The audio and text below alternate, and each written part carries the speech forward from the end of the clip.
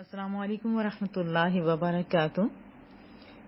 جگر میں درد ہو یعنی لیور میں پین ہو یا جگر کی کوئی بھی بیماری ہو تو اس آیت مبارکہ کو 21 یعنی 21 مرتبہ پڑھ کر پانی پر دم کر کے پلائیں۔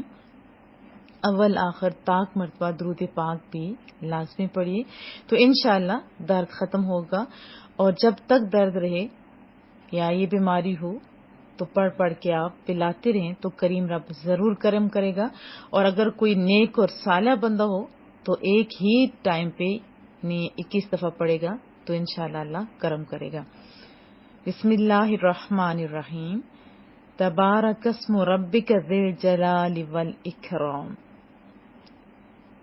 Any sickness of the liver can be cured by reading this Ayat Mubarakah 21 times and blowing in water and then drinking it. Inshallah, the pain will go away.